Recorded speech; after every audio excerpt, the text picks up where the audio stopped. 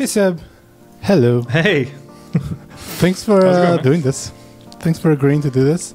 You know, I think we've met for the first time like 2 or 3 times already. It's always a thrill to me and for me to talk to you. So I'm like, ooh, I'm talking to Seb today. Awesome, Rafa. Yeah, it's good to see you again. Yeah. Looking great. I love your backdrop, your office space. Always just oof. That's like that's the type of thirst traps for me, you know, you post on Twitter. It's that. Desk shots. Pure desk porn. When I was thinking of like how I would introduce you, I was like, yeah, you know, Seb, you know, makes a halide. But like, and Kino. And don't forget, what is it? Orion? Your apps are always the one that trips me with pronunciation. Oh, man. All of them. Yeah, I could have done a better job of that. It's fine. I mean, I work at Sketch, you know. Good luck Googling anything with Sketch in it. It's also, you know, maybe we didn't really think that through. But people know how to pronounce it. That's true. That's true. Although I'm sure that in Brazil they'll say like sketchy or something. So Sketchy. When people ask you what do you do, like what's your answer nowadays? Yeah. It was like, you know, it's one of those things where you just judge the person's sort of like existence on the technological axis, and you're sort of like, okay, this is a friend of my mom. Then it's like, actually nowadays it's much easier because people know like I make apps, and I used to design icons, and it would be like, I'd just be like, I'm a graphic designer. And nowadays I'm like, I make apps, and I make apps for the iPhone that let you do more with your camera. That's usually kind of the one-line sentence thing. Ooh, nice. And then if I'm at like a more nerdy thing, I'm like, I make an app called Halide, and I'm kind of a photographer and designer. Those are my like 2 main jobs, sort of. Right. Okay, yeah, makes sense. I mean, I know. I've been following you forever, but I was trying to do some prep for this call, and I was like looking at some old interviews that, you know, I forget where, whatever. And I think this was like shortly after Halide had come out, maybe a year in or something. And I was surprised that you mentioned that like you were still doing that on the side, like it was not your main job. And it, you know, I was a bit surprised because I never really thought about it. But is that still the case? Are these apps like you're doing it? You consider that your main gig or no? Still? No, it's 100% the full-time thing. Yeah, but okay. It's just we started out just making it for fun. Like it wasn't like, I think this. I was talking to someone just today about this being like 10 years ago, and Halide is like, we started working on Halide 8 years ago, so it's like really old and a half years. You know, it's wild. Like not as old as Sketch, which shout out to the old raindrop icon. Still know that one.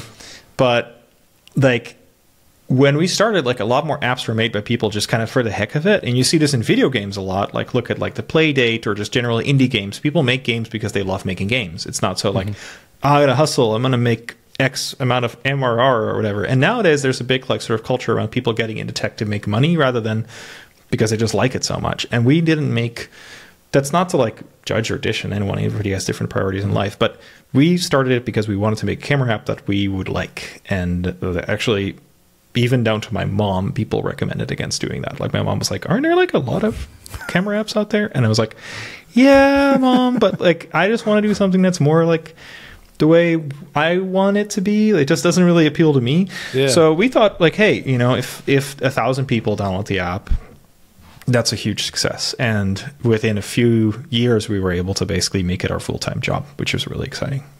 That's awesome. That's a dream. That's a dream. I thought it was funny. Even your mom was like, the App Store economics. I don't think that's... No, it's amazing. People were very keenly aware of the fact that there were already a lot of photography, and like it was one of the most, it's still one of the most popular categories in the App Store, and there's a lot of saturation there, and you've got a lot of like people to fight against. I mean, I don't like putting it in terms of like a fight, but you know, if you want to make a living out of it, there's a lot of work competition. To do. Yeah, for sure. Right. Yeah. I mean, I wasn't really planning on taking conversation here, but that's such a interesting topic for me because like you said, I think early iPhone days, especially in the Mac, probably forever, all of its life. If you were there as a indie dev, it's probably because you love that stuff, because before there wasn't really no money there, or maybe there was, but it was really hard. it's like a big gamble. And then the iPhone blew up, and then like, oh, there's a lot of money to be made here. And then you put in a lot of money to make a lot of money.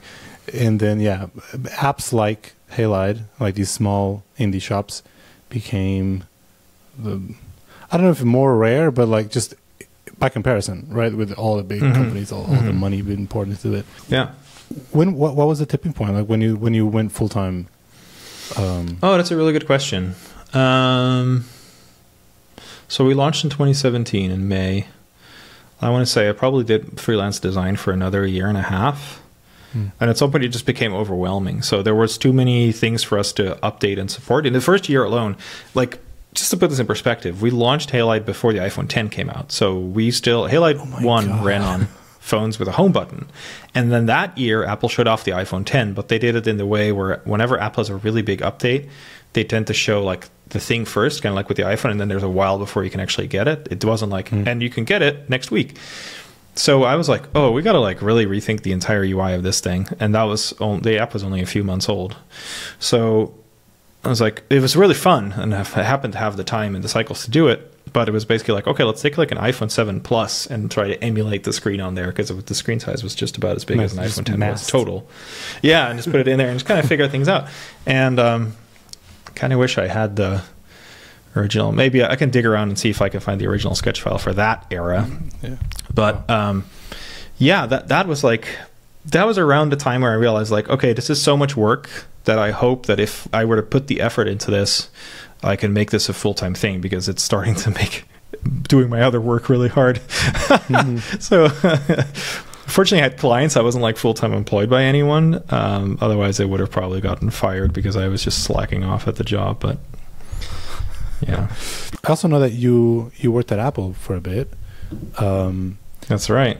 I'm really curious to know, like, what does the design process, and buzzwords like but the design process at a small team like Lux, how does that compare to like a big company like Apple? Usually, like the bigger the company, the longer that design process takes, more high fidelity probably. But also, if you're just an indie dev, a lot of times you don't even do really design work. You like design directly on Xcode, if you will. So that like small team dynamic, I'm very curious to know, what does that, like from idea to feature, what does your design process look like in there? Yeah, that's a pretty good question. I think I was really lucky at Apple to only work on very small teams. And Apple has always kind of prioritized that. If you look at their recent outgoing chief financial officer, Luca Maestri, who's a legend in the finance world, he said, we do our work, we do as much work as a company, twice our size with a tenth of the team, basically.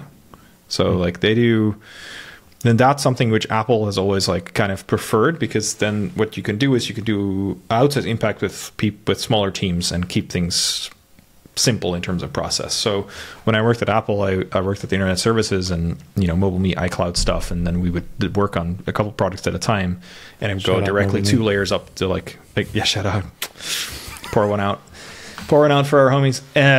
It was a pretty direct, my direct report reported to EDQ, reported to Steve, and it was like you get pretty direct feedback. It wasn't like a very long cycle at all, except the actual product going to market. So for me, it took longer for things to go to market than that. And so I actually don't think things changed all that much between then and now, except that I had a boss that shot things down more than reality shooting things down now. So my design process now often looks like we come up with stuff. And this is an interesting time because usually the rest of the year we can just come up with stuff. We're working on like ideas that we have. This time of the year between June and like November is like Apple dropping a new iOS update and us working really hard to support whatever's going on. And this year is extremely intense. My wife and daughter are literally in Peru right now because they're like, we're going to go on a trip and we're not going to see you anyway. So bye. And that's true. Wow. Like this is a crazy year for me. There's going to be tons of work. Everything from like new icon design on the home screen to like the lock screen support for cameras. Like it's a big deal. And then if it is the same as last year's, there's an Apple event next week. They might announce new hardware there. We don't know. It could be. But if that's the case, then we're probably going to have to do a lot of work to support whatever the latest stuff is. So that informs like for big part like what I do. And then the rest of the year, it's kind of like figuring things out. And sometimes that starts with just a rough sketch and making something literally in Sketch. And sometimes it's just like, okay, like let's start with the bare basics of supporting feature X. Let's go back to the iPhone 11 that had 3 lenses for the first time. It's like, okay, let's build in 3 lens support. What does that look like? Okay, now you can switch between the lenses by pushing on the button. We need a better interface than this. How are we going to go about that? And I can make sketch mockups, but in a large part, you're just kind of basically start working in code right away. Like that's the kind of thing that just doesn't really translate to a static mockup, but other things do. And like we recently shipped an entire video app that very much starts with actually defining the product in Sketch, because the interface is what leads there. You want, like, the features are obvious. There's way too many features that a video camera app can have, but how do you package those in an interface that work? And then we start basically with that and start immediately implementing parts of that and then validating the parts of that. And it's like, does this work? Does this feel right? No, let's move things around. And we're only halfway there yet with Kino, honestly. Yeah, no. I love that small team dynamic where so much is informed by feel, or like you don't have the metrics, you don't have the analytics, you don't have the stat, you don't have the market. We actually don't have any research. analytics. See, it's great. Yeah, it's like it's such a contrast to when you know, bigger company, more money, less room for risks, I guess. So you start relying more on those stats. But it feels like Star Wars: A New Hope, where Luke is like, you know, I had to destroy the Death Star, I had to hit the exhaust port, I have to close my eyes and I have to use the Force, right? I can't rely anymore on electronics and on, you know. That's a good way to put it. I mean, and that is, I mean, I have to say that's the privilege I also have in designing an opinionated product. Like I said, there are a lot of products in our category of photo and video apps. So we decide to go our own way. And if people don't like that, then it's their prerogative to say, I'm going to vote with my feet and go elsewhere, and I'll go with an app that works the way I do. And I'm like, great, that's wonderful, because there are some things that we will do our way that we're not going to change. And I'm sorry if that doesn't work for you, but like that's just the way we are. And I think that is actually uniquely, was unique about working at Apple, was that they kind of did the same thing. Like we basically didn't look at any numbers or anything. And we didn't have like extensive conversations, to a fault maybe, with engineers on like the feasibility of stuff. It was more like, we design it, go make it work. And that's just the way it is. And with Ben, my co-founder and engineer, obviously there's more of a two-way street, but most of the time we really do try to make like impossible things work, because we believe like down to very impractical things that like it's just part of the user experience, and then all of a sudden you're spending like a week making like a virtual box you have to open to like start the app. But it's like it's what makes our app our app. Like it's just the way it is. Yeah, it's silly, but it works. You know, that's just It has like a surprise, maybe not surprise, but it has this like marketing push thing, like in the case of the unboxing. So people listening maybe don't know. Is it Orion? Yeah, I can share my screen if you want. I can like show what that looks like. Yes. Okay, let me do that. Great unboxing experience. So yeah, this was actually the old like mock-up for that. So yeah, this is the first screen you see when you open Orion, which for those who don't know, like Orion is actually a it's an app for your iPad that turns it into an HDMI monitor. So you can plug in, you know, your Nintendo Switch or your camera or PlayStation or whatever. And so cool. We modeled it after an old piece of electronics. And if you were to, you know, open that, you open it by pulling open the cardboard box. So yeah, amazing. It's pretty fun. Love that. I mean, all of your apps really have this, like with Halide and Kino, you also have this like user manual almost, which is the first thing you see. You kind of have to flip through the pages. We really have always like done that, because I felt like it was just a really fun detail to have, where with Halide we believe that we just really wanted to capture the same feeling you get of tactile delight with a camera. You know, you could give a kid like a camera, like an old-fashioned one, it's clicky and tactile and fun in a way that like, you know, one of these guys, like you can hear it on the mic, like you have all these like little like nice little, like it's great, like experience. Yeah, it's a really big party experience. And one of those parts was like, okay, like how do we introduce people to some of the fundamental concepts? Well, maybe we'll make a virtual manual. And that's become kind of like a pattern in all our apps now. So kind of Kino has a little brochure. It doesn't have a manual you page through. It's like a little slightly different. But Orion has one of these. And then, you know, I had a little bit too much fun with it because Orion is kind of tongue-in-cheek in general. So, you know, it's like, oh, you can use it with all these things, but you cannot use it with the equipment of operation of nuclear facilities, you know, and drew like an extremely Is that a coffee machine? Yeah, actually, various other HDMI devices. It's like, what is that coffee dripper? Because I want it. Yeah, so this is a fun fact. One of my like longtime creative collaborators I work with a lot, Jelmer Geertsma, he's a Dutch guy I went to art school with, and he did a lot of like, he did this little cover here. He's like a really good type designer.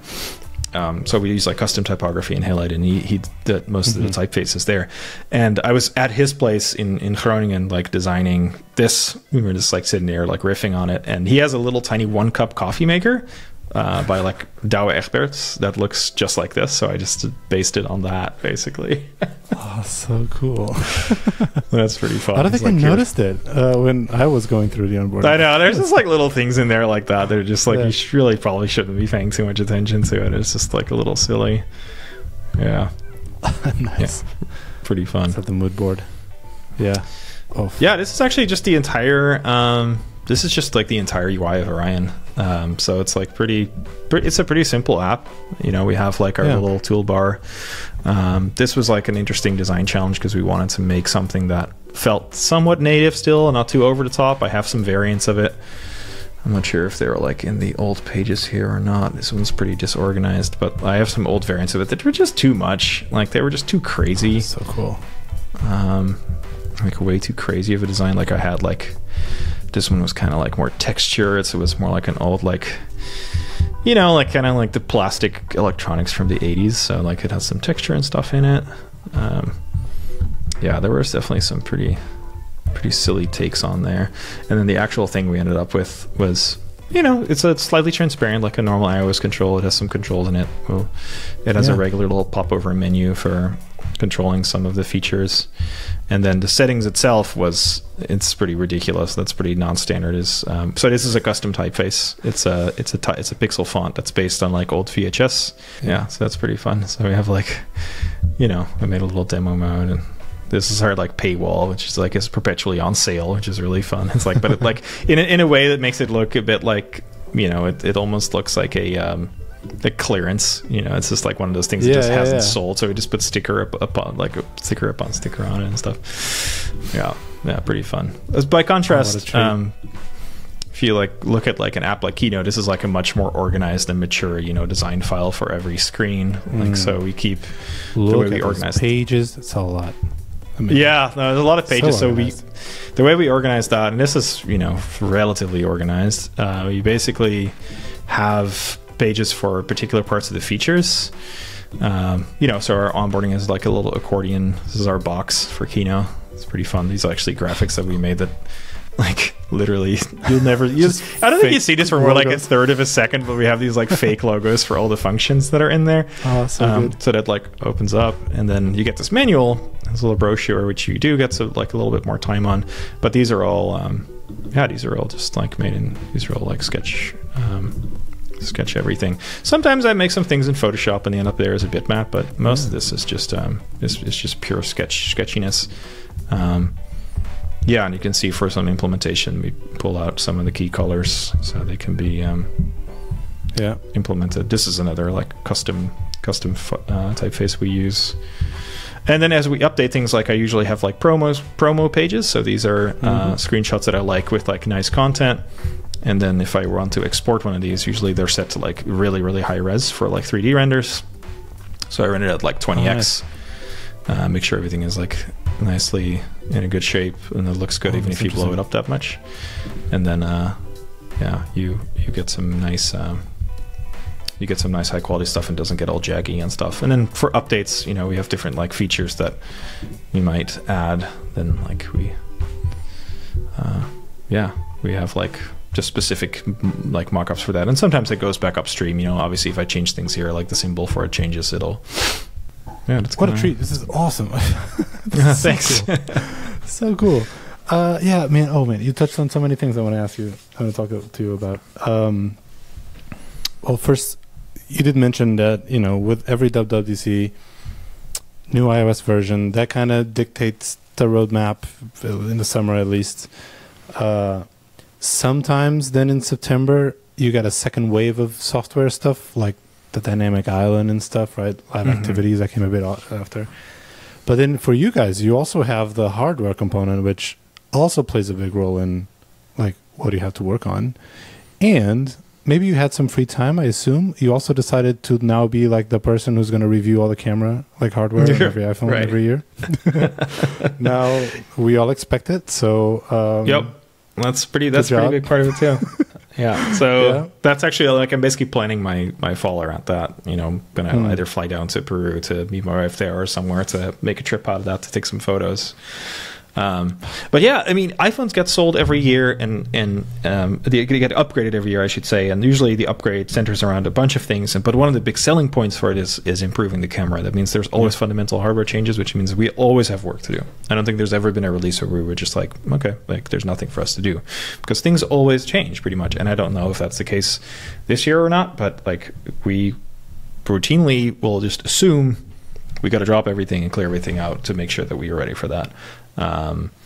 And last year, Orion became a thing because we saw that we had a little bit of time in between the new iOS, because the iOS was updated but didn't have that many fundamental changes for us. And like we were coming off like a failed experiment, which was like we made an app called Skylight, and that like it just was a really long slog. It took way more time than we had expected. It was just not up to our quality level, and so we discontinued it. And we were like, can we still like have fun and make an app quickly instead of taking like years to make something that doesn't work? Like, how about we just do an experiment? So we basically built it out in like 45 days. Like we went from like idea to like finishing the app and being like, okay, and we had to be done with it because the new iPhones came out, right? So we were just like, okay, now we got to work on the iPhones, and that's the iPhone 15 Pro that I'm like, it's recording me right now.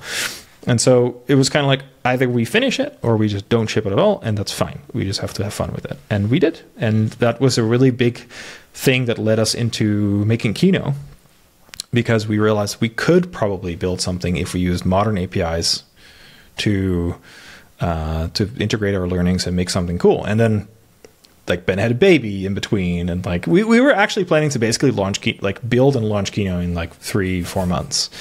And ended up taking 6, which is still pretty video. Yeah, because you were doing like how hard can it be? Not vlog, but this like it was kind of vlog like style.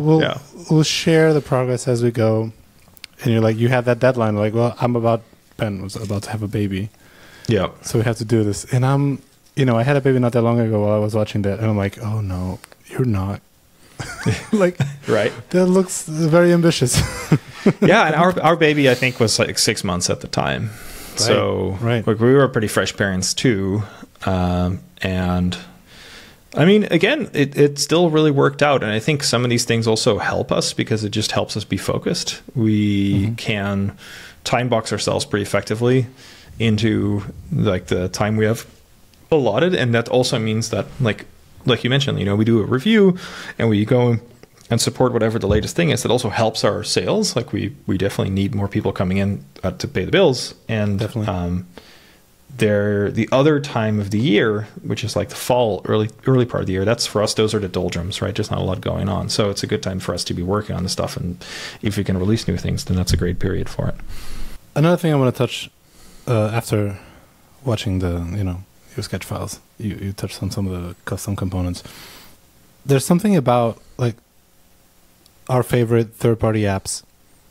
They all manage to achieve this like remarkable balance of looking very unique and feeling very native.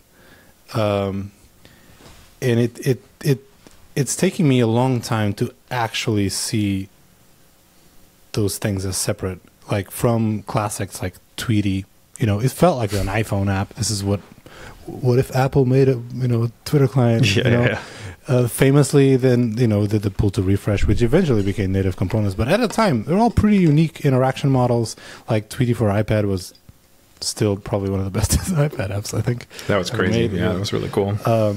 like timeless classics like Things. You know, everyone loves Things, and it's very Apple-y. It's only on Apple platforms. It's been around forever, and yet, if you actually look closely, all of the components, they're all pretty custom. It's pretty custom. The buttons are custom. All the sheets and stuff, it's all pretty custom. Even the window resizing is weird. Anyway, and then apps like the apps you make, which is like, this is amazing, very Apple-y. You won an Apple Design Award with a halide and all, and yet you go, yeah, congrats. Thanks. And yet you go, you know, pixel peeping, and look at that, a lot of custom controls. Sometimes like even like popovers and stuff that there's really no need. You know, you don't have to make custom ones, but custom typefaces, you could just stick with, you know, SF. So I would love to like pick your brain when you're going through, you know, designing maybe even like a brand new interface, a brand new UI, say for Kino. When does it feel appropriate to push like native conventions and components, and when does it feel right to stick with native conventions? How do you deal with that? Yeah, it's hard to answer that without sounding a little conceited, because like the truth of the matter is, like, I've just been working on this for so long. Like, I've been making interfaces and looking at interfaces on the iPhone for such a long time that I have a pretty good intuitive sense of like what constitutes something that can feel native enough, or what the kind of metrics are. So like if I were to like a lot of the times, I think a lot of people nowadays start with like a kit or like the template with the really excellent resources that Apple puts together in Sketch, and then they customize it. I don't do that. I start from basically nothing, and then I just design it out. And then sometimes means that things are a little bit different, but overall it might be like just the way I prefer it. So it's just like a lot of time spent making and looking at interfaces and recreating them that gives you that kind of feel for it, for a native that isn't quite native. And I think if you're starting out now with Sketch or whatever your tool you're designing to make these kind of interfaces, it's good to start with those metrics and customize them, and then kind of like use it, like actually start with those templates and customize them so you can get it kind of in your fingers. But if you see something you really love, like let's say Things, for instance, you're like, it was a great point you made about like pixel peeping. Do that pixel peeping, like try to recreate user interfaces of apps you really like, and you'll see like where they subtly differ from that kind of stuff, and you can kind of figure out like, oh, there's like some interesting different kind of padding going on here, or like they made these choices. And usually the reason when you recreate them, you'll also find out procedurally why they came to those decisions, and like why those things might be different than like the built-in things. Because 99% of the time built-in things are fine, but there's also a lot of cases where these things were designed for the greatest common denominator. And if you want to have a very specialized approach to the exact thing you're solving, you might do things subtly different. And some people will immediately cry foul and say like, actually the human interface guidelines say XYZ. And it's like, great. That's why it's a guideline. Like there's actually, it's not saying it's the human interface rules. It's not like a stone tablet, beautifully rendered, bevel and embossed, that was like handed down to you that only do that, and otherwise Apple will not approve your app. The reason Apple approves apps that don't abide by that stuff is because they want people to play outside that box if it is appropriate. The only thing is you have to first learn why people come to those decisions. You shouldn't just do it willy-nilly. And so that's why I'm like, as a risk of sounding conceited, like the reason our app looks native but is a little different is because I know what I'm doing. And that comes from a lot of mistakes being made, or a lot of like experimentation done, and then returning to check my fundamental sort of designs and being like, oh, it actually, if I change it to be more native, it's better, you know? So, and also I assume it comes from the fact that you know these platforms so well, and like you know what these things look like pre-iOS 7. Like, you know, you kind of know also, you've witnessed the evolution. Right. It also gives you a better sense of like, all right, I've seen buttons change so many times, and yet there's a couple constants. There's some things that never change and make maybe iOS or Mac the platforms that they are. So when you're like customizing a popover, you're like, you know what, I'm going to change the background because it makes sense. But I can't touch the border radius. Right? Like, that would make it look weird. Or whatever. Totally. I'm just using random examples, but you just kind of, you use the force. That's, you know. You use the force. Yeah, no, it is part of the force. And some of it too is like, you know, stubbornly adhering to like older things where like, I was never someone who really wanted to go with buttonless buttons. Like I've always wanted to use button shapes in my designs, and like at the risk of like looking like you're, you know, out of touch, out of time, or like not quite contemporary with your peers, that's something you can do if you build an opinionated product. We're kind of coming back to the era of button shapes now, but that's also tempting for a lot of people to say, like, why don't we make it like complete throwback and like make it look like the way it used to? And I think it's actually much more exciting to reimagine things the way they can be right now than like making it the way it used to, because we have things now that we didn't have back then. We have much more powerful devices. Some people seem to forget that almost every screen on an iPhone now, unless you're using an iPhone SE, is a 3x screen. There's way more resolution in there. Screens.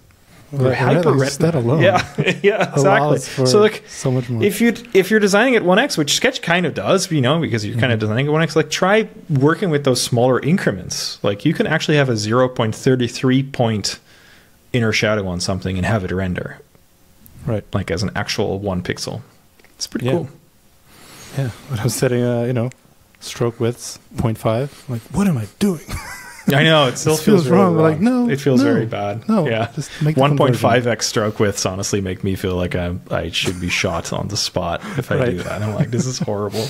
And the reason, dear viewer, if you're watching this and you're like, I don't really get the idea why this is so bad, because we spent so much time back in the day when pixels were 1:1, there was only 1x, to make sure things were aligned on the grid of the pixel. And if it wasn't, it just looks a little blurry. It doesn't look so sharp. And nowadays you can get by, in fact, if you look at San Francisco Simples, the way we put icons and apps, usually those things are not put on a pixel boundary. They're not optimized to be hinted to be exactly at the pixel. But there's still benefit to doing this sometimes. So it's actually like worth making little details like that and seeing like how they render. I usually end with sharing the screen, but you already did that. So let me see. I can share more screen if you want to poke around. I have some extremely bad Kino app icons that I ended up not using. Oh my god, what? Unreleased, unseen app icons? Because again, doing the prepping, you know, doing my research, at some point you were like talking about tools. Oh my god, I saw your Mac setup for Sean Blanc's website. Oh yeah, long ago, back in the olden days. And like you were still using Photoshop back then, and I know, you know, still use it, but like I still use Photoshop. What was your thing with, you mentioned the sketch, like the teardrop icon, but that's a real reference. Yeah, back in the day, Sketch, you know, was I didn't use Sketch until like Diamond Icon, and like actually first version of Halide. I think I actually reliably started using Sketch when I was going into Halide. Yeah. Because I was still doing everything in Photoshop in 2017, 2016. It's pretty late to the Sketch / other design tool party. And there's still lots of things I do in Photoshop, especially when it comes to like just freeform things like, you know, iconography, particular stuff. Like if you look at this entire lineup of icons, like these are a bunch of icons I did in Sketch. And then this is an icon I did in Photoshop, and you can already kind of see like, oh yeah, there's like a lot of like crazy like noise and stuff going on there. And that's not because Sketch can't do these things; it's just because I'm extremely fast in doing it in Photoshop. Yeah, of course, I just kind of know it. Right, it's like Miyazaki, like the drawing, you know, pen and paper, and like kind of. I don't think I would compare myself to Miyazaki, but yeah, thank you. It's very generous. Take it, yeah, it's very generous. Miyazaki. But it's like, you know, if you're really fast at something, then that's great, and that's also one of the reasons why I'm saying like, hey, it's great to like copy stuff and just do stuff for the sake of making stuff, because if you get it more in your fingers and you know where everything is, then like it's great to like figure out like, you know, how you can make anything. If you see something and you can immediately go in your head like, oh, this is how I can make that in Sketch, then that's a superpower. It's amazing, because once you can do that, anything that pops in your head just as a random idea, you can just sit down and start like workshopping it. And these were all like, these are all just like crappy explorations, basically. You have some pretty fish funny. in it. That's the black box. Fish. Yeah, that's the black. No, it's like a black box logo. I was like, wow, I've like a like convergent evolution of the black box thing. I don't even know what this was supposed to be. Like that was a really funny one. This one is actually in Kino. You can go into the settings, and it's the little Kino camera K. Because I just thought it looked kind of funny, but it could never work as like an app icon. And this was like this one is also in the settings, I think. Yeah, this one is actually in the settings as like the capture. Yeah, if you go into settings, see here's the video icon. Yes. So that one did make it in there. I think it looks nice in like this little lineup. this is actually an old one. I need to see. These are sloppy. This is not symbolized yet, so this one has been updated. Oh my God, Sebastian. You know what? No, shut this down. Stop. Shut it all down. But yeah, so you end up with some things, and some things make it, some things don't. Thanks. What a treat from Miyazaki the With himself. Okay. Thanks so much. But thank you. Thanks so that's much very for, praise. Yeah, thanks so much for doing this. We should cut it. We're getting a bit long.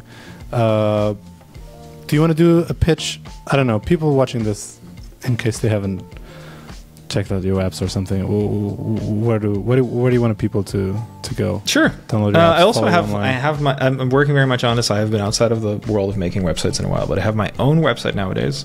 I am writing a blog post right now about making icons for iOS 18 and custom SF symbols, because we need this. I've been in this for a long time, and I found it to be exceedingly difficult. And so I custom SF symbols. Yeah. Oh my God, it's so hard. This is so hard. Variable SF symbols are truly difficult, and I think so if you're working with a developer as a designer and you're excited about iOS 18 and the support around control centers and lock screen controls, you're going to have to pass a custom SF symbol there to make that work. You will not be able to just supply an SVG or a bitmap asset. So you're going to have to do that. The other thing is you're going to have to make a dark mode icon, and it will be tempting to make something that's pretty original. And unfortunately, I think the design constraints are actually make it more like, you should look at dark mode icons more like a tinted icon, but with multiple colors, because the backgrounds are very consistent across Apple's icons, and if your background is not consistent like that, it just looks kind of weird. So more on that on a blog post. You can find that blog post when it is published on sdw.space. I'm at SDW on most platforms. There are 5,500 different versions of Twitter out there nowadays. You can probably find me on at least 3 of those. Subscribe to my newsletter. And our products, of course, are made by Lux. Me and Ben, 2 dads, make our camera apps. You can get Halide at halide.cam, C-A-M, and Kino at shotwithkino.com. Check them out. Orion is free. Spectre is free if you want to check out our apps. You don't have to pay for them. Those are just fun little projects. And I owe a tremendous debt of gratitude to Sketch, which is the tool that made this all happen and is easy and wonderful and graceful enough that I can use it easily in my workflow with Ben, and that he can be into and easily cut assets and organize my work. It's so much better than the way it was designed in Photoshop. So I'm tremendously grateful I got to come on here and chat with you, Rafa, and I want to really thank you and the entire team for fighting the good fight, making a great design tool for us that enables us to. We didn't pay Seb to say this, all right? I promise. I swear.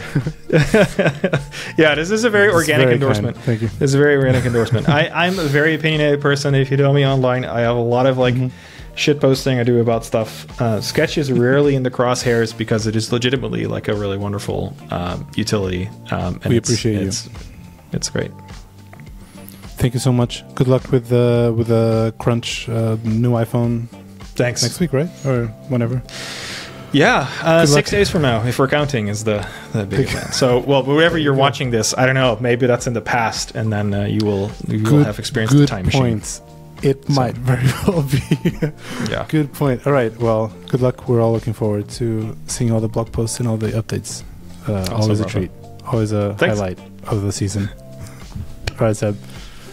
I'll talk to you soon. Bye-bye. Talk to you later.